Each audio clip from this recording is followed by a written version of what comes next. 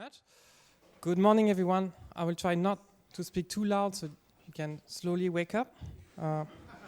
It's a 2-week summer school. You knew it from the beginning. You have a few more days to continue, so don't give up. You can make it. So today is the actually perfect time for this kind of lectures. Karim is going to love it. There's no Hamiltonian. I don't think so. And then, so the idea, we're going to go through the fundamental of thin film growth. And Mariona presented the chemical processing. It's a nice complementary lecture today. I'm going to focus on PVD, so because that's what we do in our lab. So I feel qualified to talk about this. That's what we do. And then, so I will cover just the basics. Again, what you should know about thin film depositions. So first, a bit of definitions. We'll talk about substrates, material selections, and so on. And then we'll go through the growth processes, growth modes, the growth techniques compatible with epitaxial deposition. So basically MBE, PLD, and sputtering. And then we'll have to go through the basics of structural characterization. I won't spend too much time on this, but we'll talk about X-ray diffraction. And then I should have time to talk about recent developments and new diagnostic tools for, let's say, monitoring of epitaxial deposition. So I don't have to motivate the necessity or the impact of thin film deposition. Everything is shown in one picture. So from the design of the first transistor in the late 50s with dimensions of centimeters to nowadays nanoscale electronics, there is a need to miniaturize any device, any invention that we make, and this is why thin film processing is key, also in the, let's say, in the discoveries that change our society. So it's basically a must to go through the thin film processing.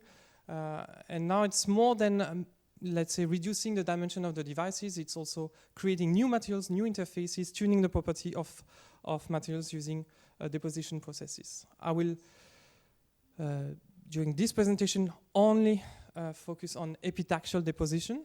Okay, you can grow amorphous material, polycrystalline material, disgusting material with PVD. Okay, but I will focus on the case where everything is under control, where you can use the single crystalline substrates, orientation, and lattice parameter to control the deposition of subsequent layers that you deposit. So the term epitaxy comes from the Greek. It gives you the idea that you're going to deposit something on top of something in an ordered fashion. And then, yes, as I said, you use let's say, the single crystal lattice of your single crystalline substrate, let's say, to control the crystallinity of the thin film, the orientation of the growth, the strain state. Okay, so if the lattice parameter of the material you want to deposit is slightly larger than the one you chose as a substrate, you will impose what's called an epitaxial compressive stress. It can go the other direction. So if you choose a lattice parameter that is larger, you will end up in a tensile strain. And then, like this, you can impose then constraint on your material. You can go from cubic to tetragonal. So that will be extremely relevant in the next slide, I think. And you can also change the bond angle. So you will also affect magnetic properties of materials. If you, yes?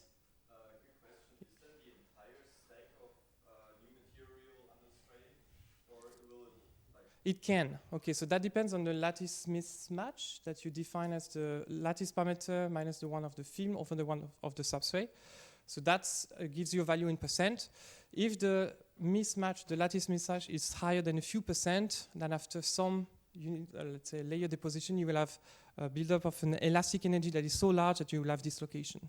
And we'll cover that in the characterization a bit later. Okay, if you remember, that was last week, few parties ago, yes? The perovskite unit cell, okay, and we discussed, that should still be there somewhere.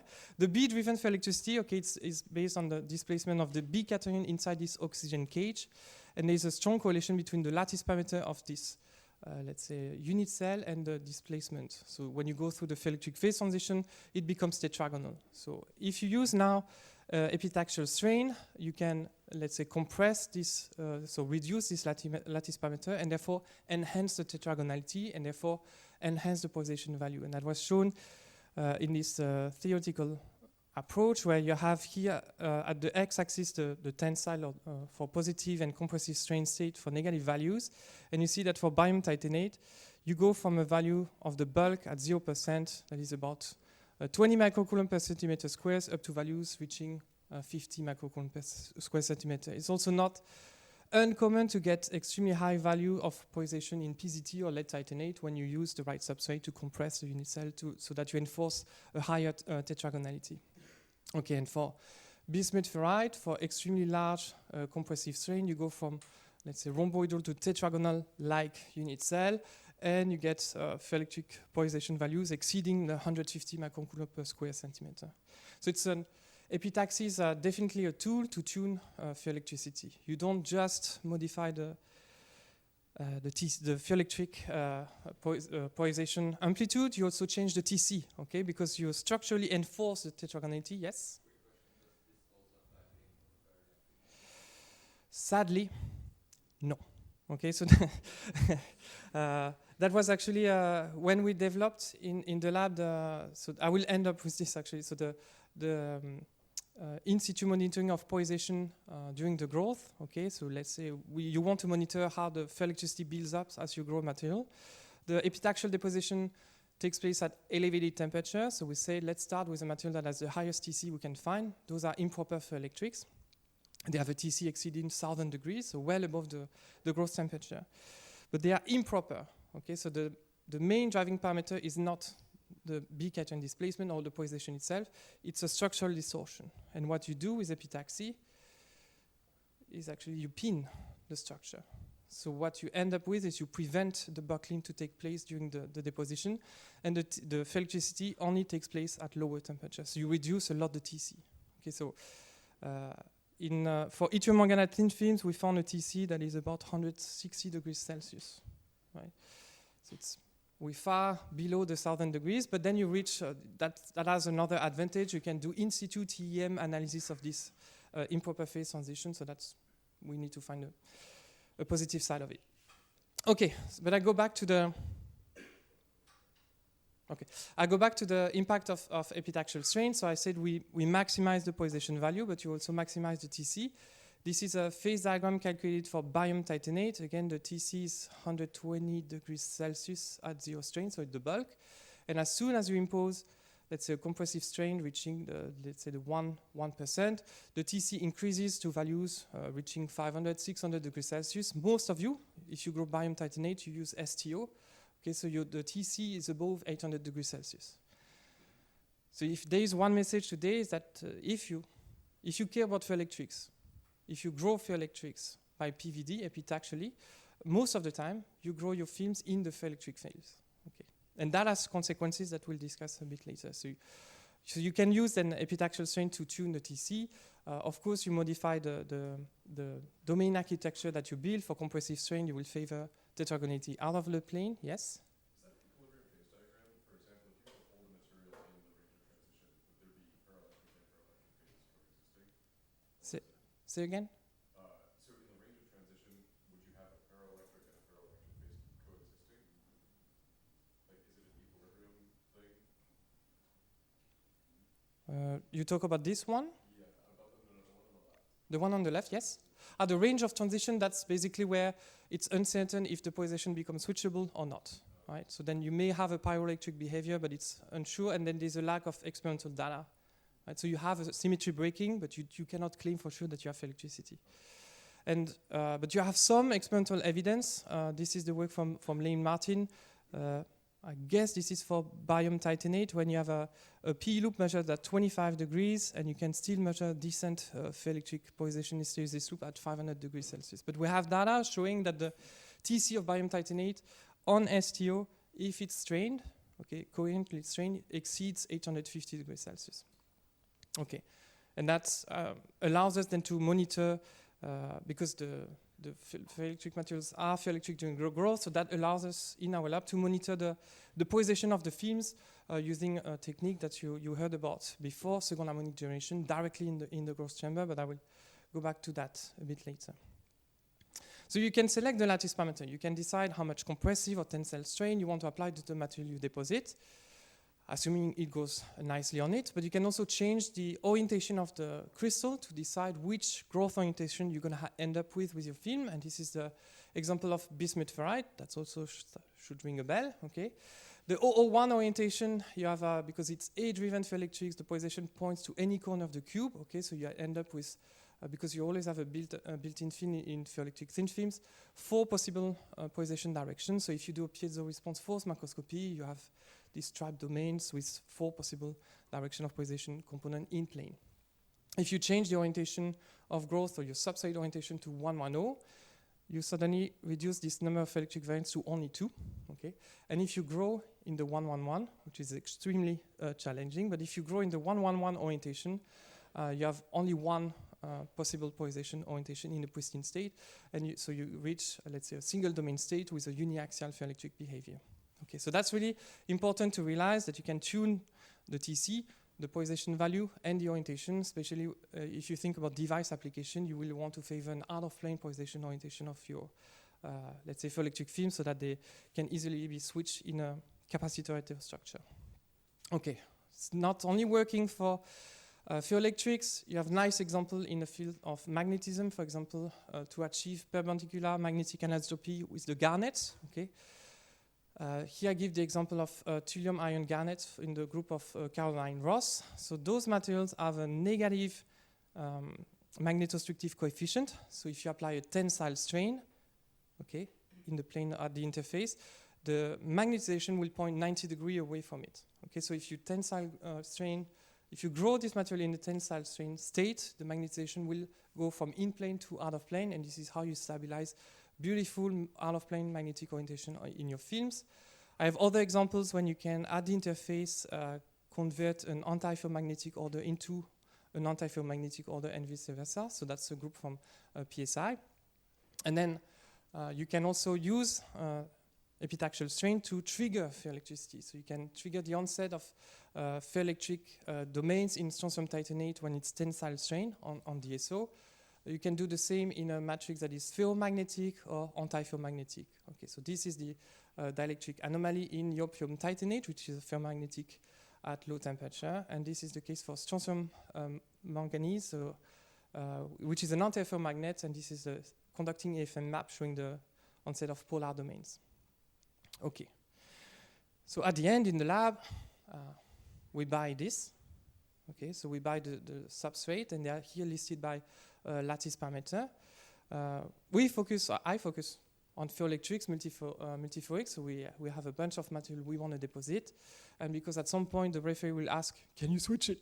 Okay, we need to find a bottom electrode that satisfies the epitaxial matching, okay, and we discussed at some point, can we maintain the strain state and so on, so we need to find the right, let's say, couple of electrode substrate that will maintain the right lattice parameter. Yes, Aaron?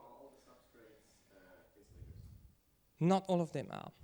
Okay, so you can also buy doped substrates that make them conducting, but the crystal quality is drastically impacted. So this is just most of them are actually, if not all of them are dielectric. Okay, so then for instance, if you grow barium titanate, or if you read papers about barium titanate thin films, everyone grows it on strontium ruthenate because it's a good metal oxide, on strontium titanate because the compressive strain maintains the polarization to extremely high values. Okay, same for BFO. Okay, so if you're on the rhomboidal phase, you basically apply no strain. Okay, and if you want to stabilize the tetragonal phase, you will find lanthanum nickelate on LAO, then you compress it 4% and you get the tetragonal phase. Okay. You put lattice parameters in the low temperature? Yeah, so that's the assumption that the bulk lattice parameter corresponds to, that there's no lattice expansion. Right? So that's an approximation we made.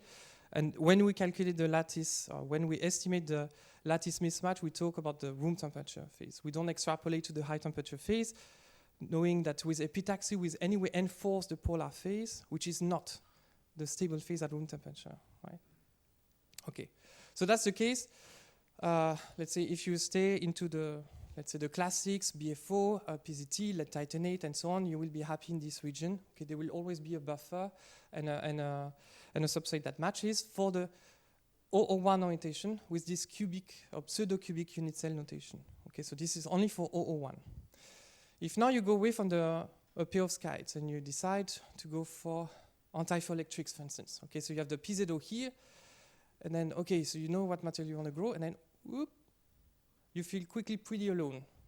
Okay, none of your friends is going to give you a substrate that match for the growth. Okay, and so you have to design yourself, create new materials that, let's say, adapt progressively to the strain of the closest substrate. Okay, and there's a really nice poster about the stabilization of antiferroelectric behavior in piezo down to a few nanometers. Okay, with the design of an electrode that really was not there before.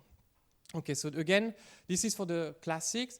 As soon as you change your growth orientation from 001 to 110 to 111, or if you want to work on hexagonal system, you have to do some homework. Okay, and it's also considering, let's say, the classic representation. It should not prevent you from thinking a bit out of the box, and this is what was done in the group of Daniel Sando when they consider really high misorientation of the substrate to grow bismuth ferrite.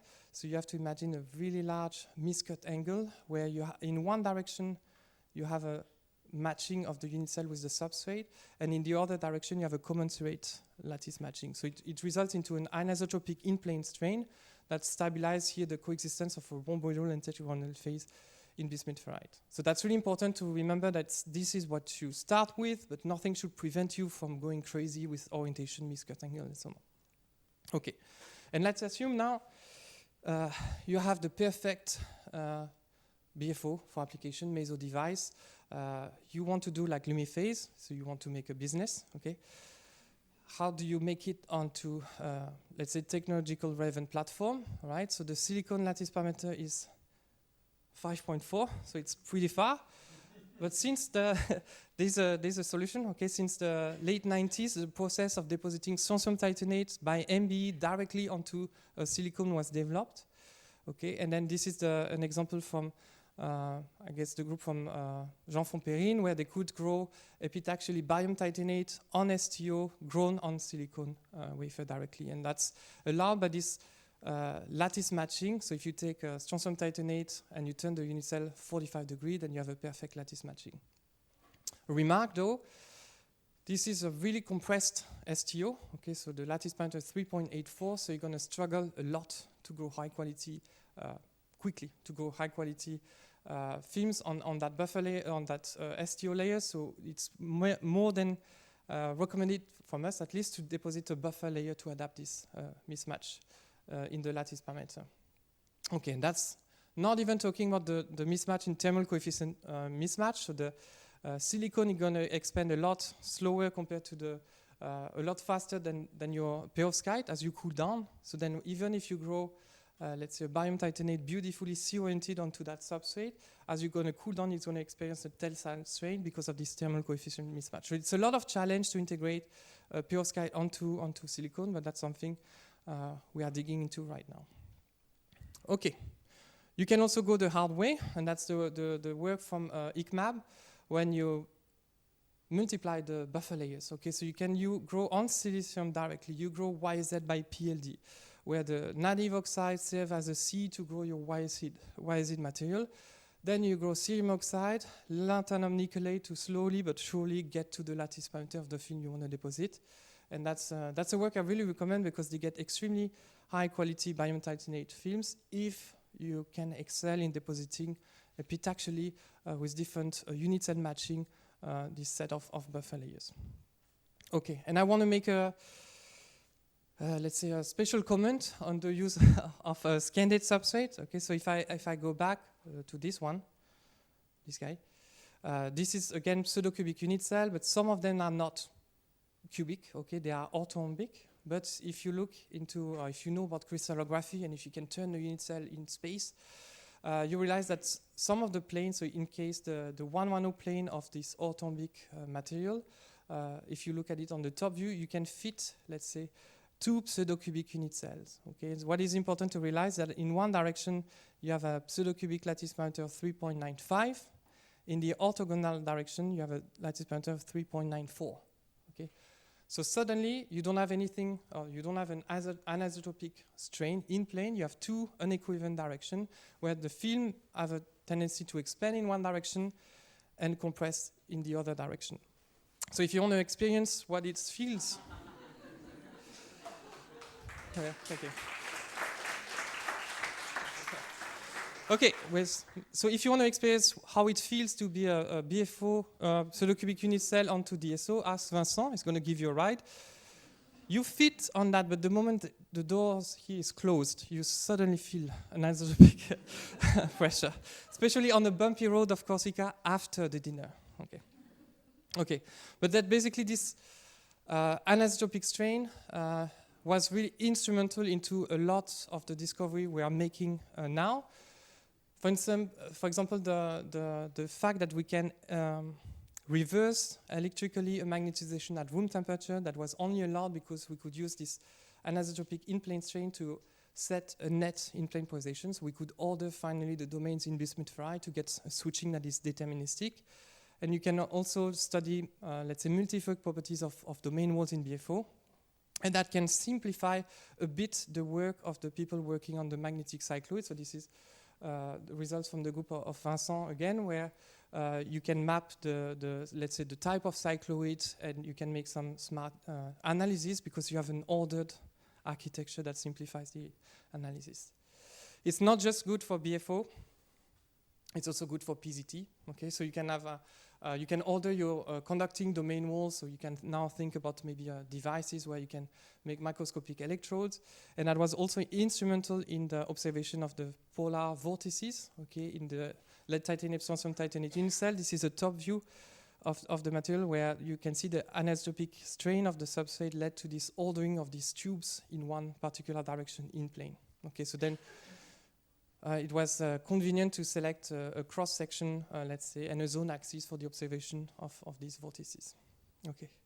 If you're passionate about crystallography, you can go from the, let's say, 110 plane to the 011, okay, and then you realize that that corresponds to an hexagonal symmetry.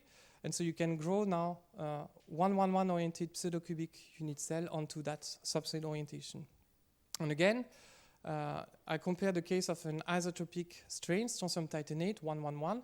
So there is no preferred direction in this 111 plane. So that leads into, as I just mentioned, one single polarization direction. From last week, you know that per polarization direction, you have three equivalent, let's say, or energy that generate propagation direction for the cycloid. Okay, so that leads to this mess into the, let's say, when you measure with NV, let's say the incommensurate spin wave here. But if you use now DSO, you break this degeneracy, and that is how you can stabilize a single, let's say, cycloid in a single ferroelectric domain state. And that will for sure lead to some, let's say, or facilitate at least the understanding of what we can do with bismuth ferrites, because now we have a model system to study all these phenomena. Okay. So that was a bit the basic introduction. Now we're going to go through the growth processes. So what happens basically when we send atoms, and what's the point of PVD at all? Okay. So we're going to assume that for now, we know what substrate we want to take. We know what material we want to deposit. That's a good thing.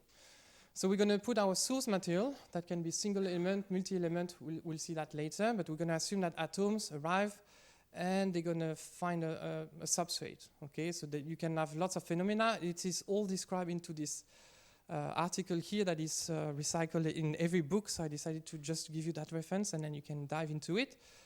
You can have interdiffusion. You can have physics sorption, then chemical sorption, diffusion at the surface, re-evaporation. This is all the things that will take place during the PVD process. One comment compared to the chemical variant is that we need to perform all of this in ultra-high vacuum. Okay, first of all, so then there will be a vacuum chamber involved. Okay, so the point is that, of course, you want high purity. Okay, you only want the atoms on the substrate that comes from your source. The second point is the mean free path. So in order to have non-ridiculous growth rate, okay, you want to have enough atoms that reach the substrate, and to, let's say, maximize the mean free path, so the length that a particle can travel without being, let's say, scattered, has to be maximized, so then most of them reach the substrate. Okay, so to give you an idea, the mean free path of a particle at 10 - 1 millibar is half a centimeter. sucks. Okay, so but at 10 minus 9, okay, it's 10 to the 6 centimeter. So that's why it makes an obvious choice to go, when you do PVD, you do ultra high vacuum environment. Okay. Okay, so then atoms will arrive, and the first thing we discussed was the substrate. Okay, the substrate will have a given morphology. The perfect substrate does not exist yet, so there will always be, from the manufacturer, let's say, an offset between the crystal axis, the crystal orientation, and the actual cut. Okay, so that's what we call the miscut angle. Okay, and that will lead to the onset of, let's say, unit cell high step terraces, and this will drastically impact the growth process, as we'll see a bit later. You can also use that, let's say, to control or to create an additional anisotropy in the growth process. And you see here for bismuth ferrite that for large, let's say, or low miscut angle, you have large terraces because you get closer to the perfect alignment with the crystal axis. And then you have no influence of the substrate on the, let's say, polarization anisotropy. But if you increase the density of step terraces, then you favor the control nucleation of ferroelastic domains, and then you can drastically impact and stabilize single domain state in bismuth ferrite. The difference between the two, that must be the scale, okay, and that must be a micron. Okay? It should be a micron. Okay. The difference between high miscut angle and low miscut angle is the price. Okay. So that depends on your budget. Okay. The miscut angle can go down to values lower than 0.05 degrees. It can go up to 4 degrees. Okay, depending on what you plan to do. In addition, you have another control from the substrate side. You can also perform some annealing or some chemical etching, and you can control the termination of the substrate. So if you have a perovskite substrate, you can end up with the AO plane or the BO2 plane. Okay, and then in that review, again, you will have all the slides after. You find all or most of the processes that allows you to control the termination of a large variety of substrate. And that's something that you should really consider when you perform epitaxy. You need to have, let's say, a controlled substrate surfaces. Single termination will facilitate a lot the optimization of the growth process because everything will become more and more repeatable. Okay. Yeah.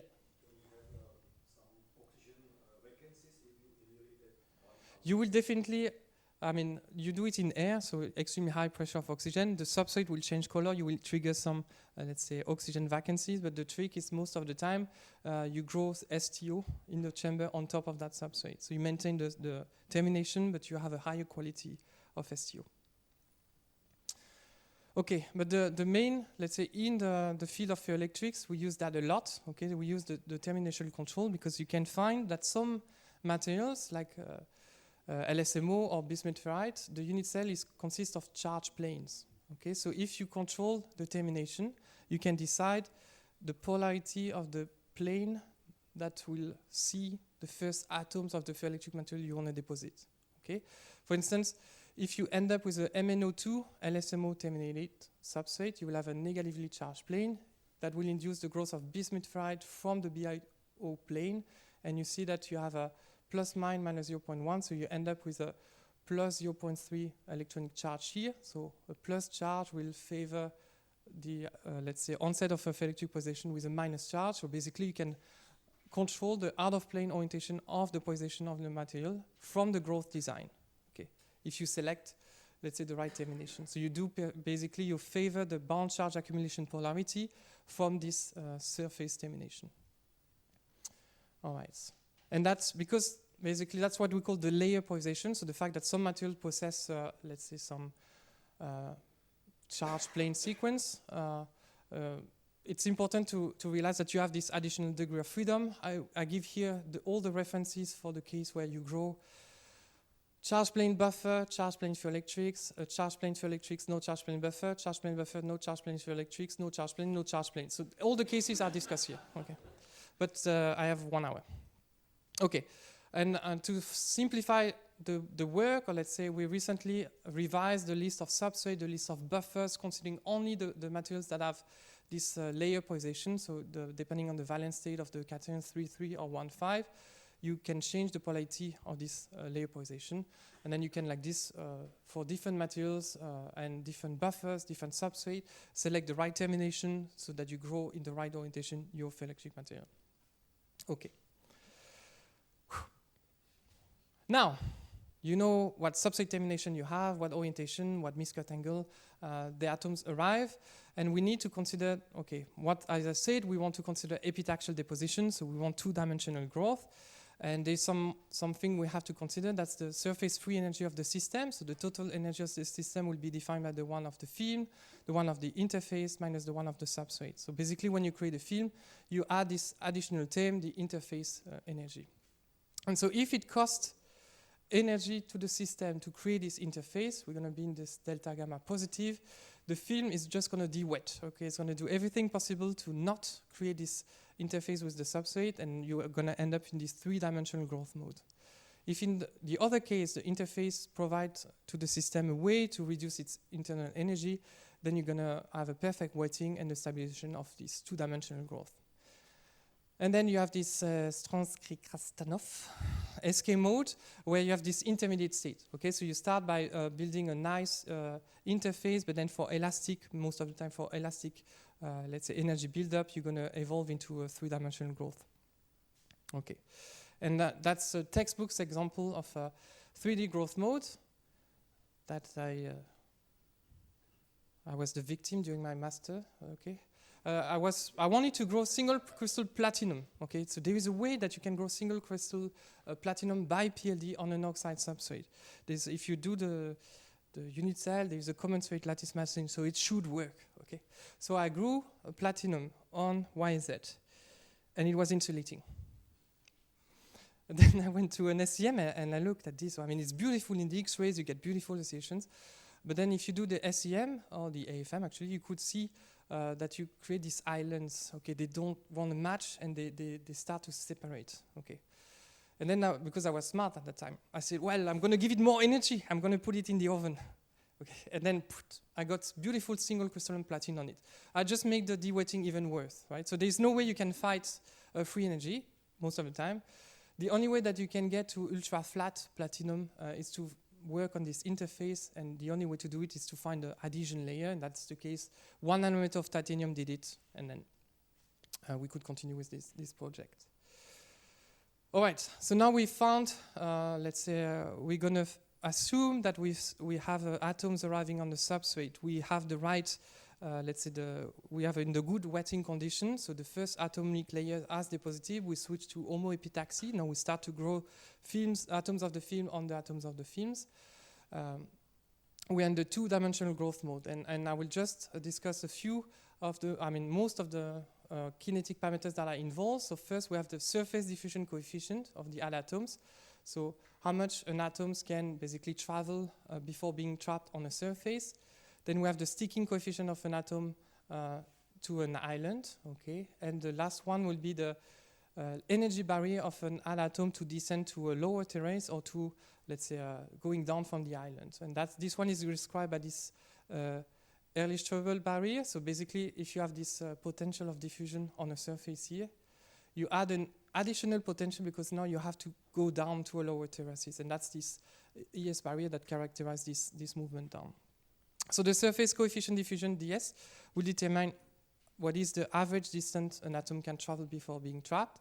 Okay, and if you look at its expression, it's basically, that's the only equation I have, it's basically temperature driven. Okay, so it's critical to realize, it's kind of obvious that the temperature controls the diffusivity of your atoms on a surface. For instance, if you, let's say, send your atoms with the, let's say, right amount of thermal energy, so this average distance will exceed the average terrace's length. So all the atoms that will arrive will have enough energy to diffuse to the edge of the substrate. And that's what we call the step flow growth mode, because you have the impression that all the steps flow. Okay, there is no evolution of the topography if this growth mode is controlled. But that's the point, actually. It's hard to maintain this growth mode, the step flow, for a while. So this is the starting point. You can imagine that not all the steps will move at the same speed, so soon you have a deviation from a perfect step flow mode to what is called a step bunching. Okay, so you start to pile up the terraces, and you have massive difference in height in the substrate, so you can forget about atomically sharp interface and so on. So the ideal case actually is when you find an intermediate temperature range where the add atoms probability to form an island on a terrace is higher than the one creating a new one. So then you can define the average island length, okay, and that's given by this let's say ratio of the surface diffusion coefficient over F. F is the flux. So if you control the temperature and the flux, the amount of atoms that you send at a given time, then you can have an average, let's say, island dimension that fits the one of the substrate dimensions. Okay, and that's when all the atoms will form islands. They will grow on a terrace, complete the island, and start the next growth. And that's why we call it layer by layer. Okay, so this layer by layer growth mode is not automatic. You find it's actually a small pocket here. So if you have a too high temperature, you diffuse too much, you have step flow. If you don't give enough energy, you don't have enough diffusion, no nice ordering, you are in the 3D growth mode. But if you are in the, let's say, diffusion regime where your island size is basically the average terraces size, that's when you get the layer by layer growth mode. So this is where we still need skilled people for the growth to stabilize this growth mode. Okay. It's important to realize that it all depends on the terrace length. Okay, so if you have no control on your terraces, you cannot guarantee that you will get layer by layer growth mode during your full run of deposition. So the first thing you have to do is to perform an annealing of the substrate, or at least check the topography of the substrate. So Karim says change the tip. Okay, we have a tendency to say anneal the substrate. Okay, that's what we do. And then you can stabilize or control at least this layer by layer growth mode. And we have tools. So with PVD, we have Institut diagnostic tool to allow us to monitor if we have a 3D growth mode, if we have layer by layer, or step flow. And for that, we use reflection high energy electron diffraction. So we send an electron beam onto the surface of our substrate as we grow, okay, and we monitor the diffraction peak and the intensity of reflection. Okay, so that gives us let's say, an idea of the roughness of the substrate. So if you have a low reflection, we know the substrate is rough, so we form most likely islands. If the diffraction pattern evolves from 2D to 3D, then we know that we switch from one growth mode to the other. And the best way to show it, for instance, is in the growth of strontium rutheniate. I think it's a paper from Beatrice Noeda. When they grow strontium rutheniate 111, it starts with the substrate, and you have in the diffraction peak these streaks, okay, that corresponds to this two-dimensional surface. So if you take the reciprocal space of a material, but you consider only a surface, then you break the diffraction condition in one dimension, so the points becomes infinite rods, okay, and the cross-section of this rod with the eval sphere of your electron wave basically will result into these streaks. Okay, so if we have streaks in the read pattern, we know it's two-dimensional. Then the growth takes place, definitely three-dimensional. The streaks become points, so we know we have a three-dimensional growth. Okay. But if you grow long enough, you recover the two-dimensional growth. So this diagnostic tool is really, let's say, key in the investigation of the growth mode, 2D versus 3D. Now, 3 pictures. I don't have a scale bar, but it's 5 by 5 micron. Okay. So now you have the scale bar. This is 3-dimensional growth. So you can see these islands forming. Okay, this is step flow. This is layer by layer. Okay, so they all look good. I mean, except this one. So if you send that to Karim for, let's say, conductance mapping for tunneling resistance, he's going to complain because you never have the same thickness over the sample. Okay, but if you send a step flow or layer by layer per se, you can't complain. So on the 2 substrates, you get these step terraces with unit cell height difference.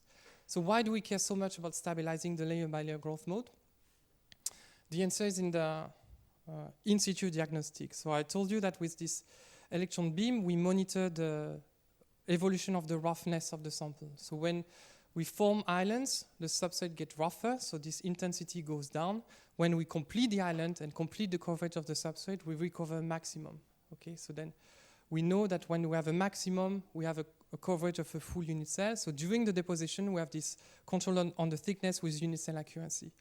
If you do the step flow at any time of the growth, the roughness is the same, so you have no information of your thickness in real time. So that's the only point why we want to stabilize layer by layer growth mode. We want to know if we deposit 4 unit cells or 5 unit cells. And that's an example, let's say, monitoring for the growth of biome titanate. When you start in the layer by layer growth mode, but you have start to evolve into a step flow mode. So you lose the control if you close but not right bang on your condition to have the layer by layer mode. So the main point of the layer by layer is to get this accuracy in real time in the thickness. And one oscillation does not mean one unit cell. Okay, it depends on the material. So for some materials, some layered compounds, for the Aurelius phase or the hexagonal manganite, an oscillation corresponds to half a unit cell. Okay. And for, let's say, orthombic material, it can correspond to a quarter of the unit cell. Same for the garnets. So it's not for granted that an oscillation is a unit cell. You need to look into the neutral building blocks of unit cell to know what is the smallest, let's say, building block during the growth. Okay. This one I will just flash. So read is not just good to monitor the growth mode, but you can also look at the distance between the streaks that you get in the screen. That tells you about the lattice parameter in plane, and you can, like this, predict, let's say, this SK growth mode evolution. Okay, but this I don't skip. You have the reference on the slide. So Mariana covered the chemical approach, okay, and today I will just discuss the PVD techniques. Okay, they are the one that gives you the most control on the flux. Okay, this is critical to stabilize this layer by layer mode. But I want to still re-emphasize on the power of some of the processes that were discussed yesterday, especially the ALD, atomic layer deposition, that was really nicely explained. It's a self-terminated process at every step, so you also get atomic accuracy in the deposition. And where they beat us is the throwing power. So basically, the reaction, the growth will take place at any exposed surface. So they don't care about shadow effect, while most of the deposition technique I will talk about are directional.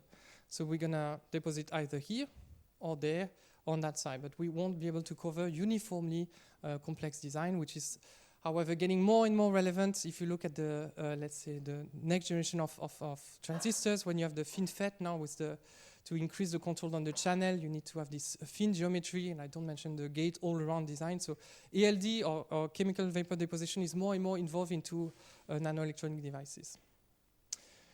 Okay, quickly, the different growth techniques. I start with the MBE. Okay, so basically you have, as I said, you need a vacuum chamber. The specificity of molecular beam epitaxy is you have a single element source for any material. So if you want to grow gallium arsenide, then you need a source for gallium, a source for arsenide, a source for aluminum, and those are called effusion cells because you have basically a heated source with a tiny aperture that is smaller than the mean free path. So basically, the atoms or the particles that will exceed these cells will travel straight to the substrate. So it's like you can imagine that you spray atoms onto your substrate. This is and here it's the electron monitoring is a must, okay, to know what you're doing during the growth. I give you an example of gallium arsenide, gallium aluminum arsenide, where you turn on basically the shutter for gallium, and then you have this layer by layer growth mode. You close the shutter, you open the one from aluminum, you grow your next layer, and this is how you get atomic accuracy in the deposition process. So MB is the killer. Okay, you cannot beat this capacity in the atomic design. Soon after, so those were the pioneering work from Andrew Cho and so on for the semiconductor growth. Soon after, the Oxide version was developed, and now I give the example for biome titanate. So again, you have a single source for biome, a single source for titanium, and you have a source for oxygen.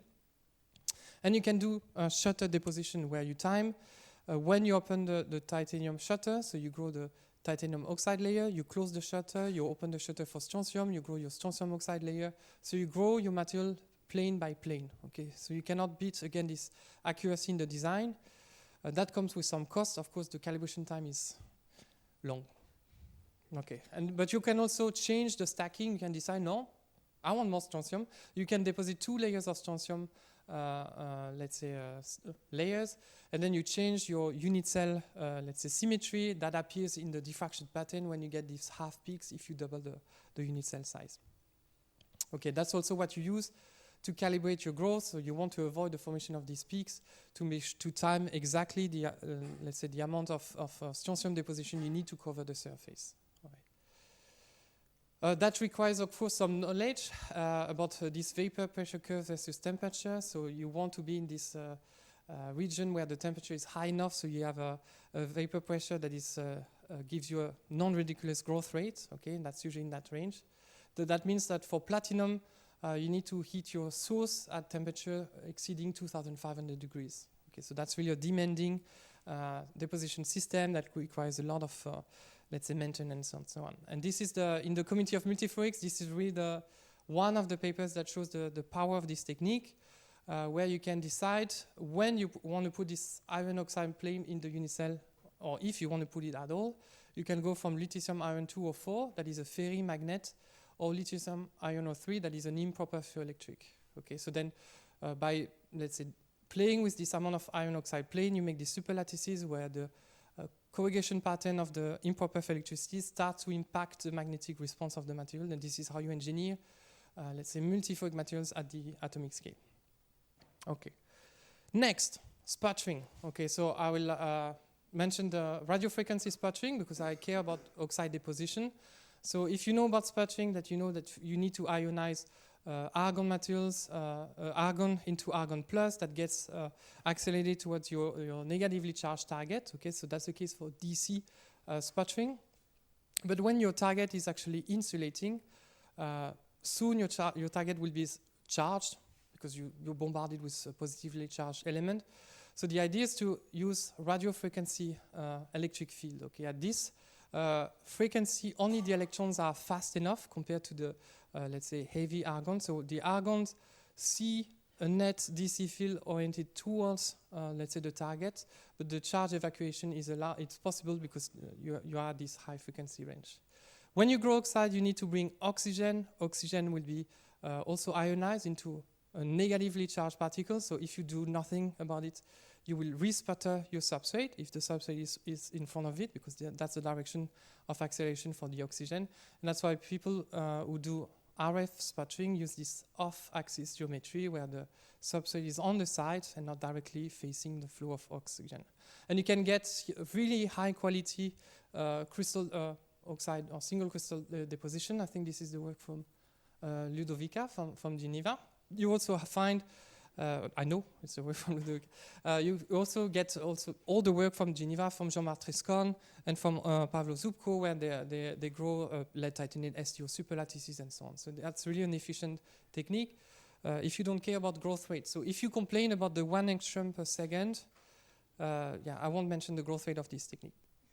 Okay, and then you might assume, because so there is a magnetron, so a magnet in the back that traps the electron to maximize the ionization, and then magnetic fields and the electron beam that I mentioned for the in-situ monitoring, they won't make friends. Actually, you will actually deviate your electron beam most of the time. So you could not do in-situ monitoring with reed in the first generation of sputtering. But if you change the design of the chamber and work on the isolation of the gun, it is now possible to, let's say, let the beam enter the detection scheme. So you can now monitor reed oscillations or layer by layer growth mode by sputtering. This is the work from Wisconsin-Madison from Chambon, and recently the work of Marta Gibert in Vienna. So it's also, so basically these techniques are also now allowing in situ monitoring techniques. Okay, the last one. Okay, the last one, pulse laser deposition. Cheers. Cheers, Vincent.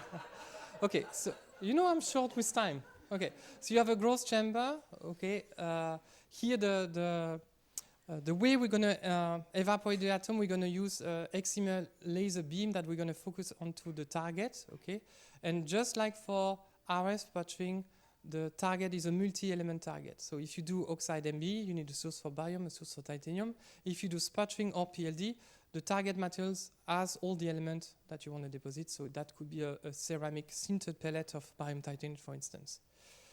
Okay, and then the light-matter interaction will lead into several processes. We use nanosecond laser beam, so you have a photo dissociation, something that really fast. So you're gonna, let's say, first send the light element into the plasma, and then you have a thermal evaporation where the heavier element will start to leave the target. So it's really a complicated light-matter interaction here, but for now we're gonna assume that we create a plasma of material that will propagate through the substrate. And here, because the source of the evaporation is not inside the chamber, but it's something external, that leaves a lot of space for in situ monitoring. And this is why this technique is really compatible with, let's say, the tools that I will mention in the next slides. Okay, the drawback of PLD is basically limited to the size of the spot, okay, of your laser onto the target. So it's, let's say, there are development of industrial PLD processes, but in the lab, most of the time you grow on a 5x5, next 10x10 millimeter with an homogeneous, let's say, composition and thickness. For the MBE, you can grow on large wafers. Same for sputtering. The limitation is set by the size of your target, but for PLD, this is the main drawback. If you do PLD, you will also say, I can get stoichiometric transfer. Okay. Who does PLD? Well, then you know the truth. Okay. Well, it depends, okay, on the pressure, on your background gas, and also on the target. So if you dream of making, let's say, a stoichiometric transfer of a target material that has a large mass ratio difference, you will have massive, let's say, composition deviation. Okay, so you have to stay realistic. It doesn't work all the time. There's a plot that is missing here. I don't see it either. Okay. It's supposed to show you the energy dissociation for the metal oxide material. Okay, you will have it hopefully in the PDF, and then you should see that for the lighter elements, okay, it's this energy is rather low, so you will basically have in the plasma strontium plus and so on. And for some elements, lanthanum oxide, the energy of dissociation is so large that in the plasma you have actually lanthanum oxide. So it's good because then it's an additional supply for oxygen in the material. But then if you want to oxidize strontium oxide, you need to increase the oxygen pressure, so you have a lot of scattering, so at the end you end up with a cationic deficiency. And this is basically summarized here. So you have all the references. This is basically the group of Thomas Lippert at PSI. They studied a lot all these phenomena. And then this is for LSMO, basically.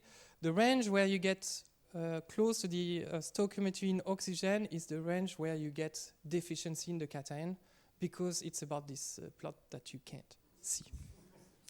Ah, there it is. Okay, okay. So, okay, it's there. So then you have a well, it's there. Okay. Oh no. Oh yes. So I mentioned MBE is the perfect tool. You have the control in the atomic plane. You can also change your growth condition to on purpose change the, let's say, this is the case of bismuth ferrite growth. You can decide to grow an iron-rich layer to impact, let's say, the charge, or to create a charge interface to create these fancy domain walls with charge configuration. By PLD, I cannot change the termination. I grow per unit cell. Okay. So if I want to grow, let's say, an interface with a different termination, as I was describing before, we still use some tricks. Okay.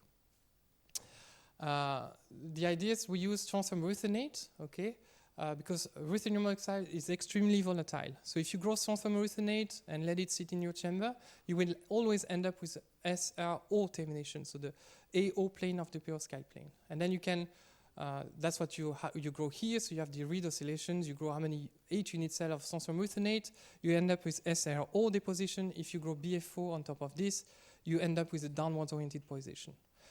But if you're not happy with this one, you go 1 unit cell of TiO2 on top of that, so you flip the termination, and this is how you get the opposite polarization of bismuth ferrite. Yes.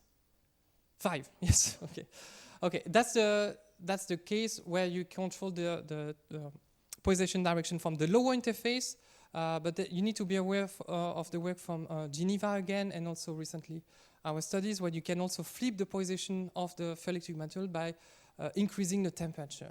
Okay, so you create a lot of lead oxide vacancies for PZT or lead titanate that create a gradient in charge that reverse actually the polarization direction. So you can decide to control the out-of-plane polarization component from the top or from the bottom in that case. Okay, and because some people were, I know, a lot of people are interested into the design of, let's say, freestanding membrane. So I recommend these two reviews where basically you have several ways to achieve the design of freestanding layers. The one that I can highlight is the remote epitaxy, when you deposit or you first deposit a really thin graphene layer. So that allows you to, because it's ultra thin, you still have the electron density of the substrate that talks to the film, okay? But you prevent the covalent bonding with the material, so you can still exfoliate the film afterwards. Or the use of, let's say, a sacrificial buffer like SAO that dissolves in water. Okay, and with this you can deposit ultra thin BFO layer on silicon. You stabilize a tetragonal phase. You can also play on the strain state to stabilize polar topology.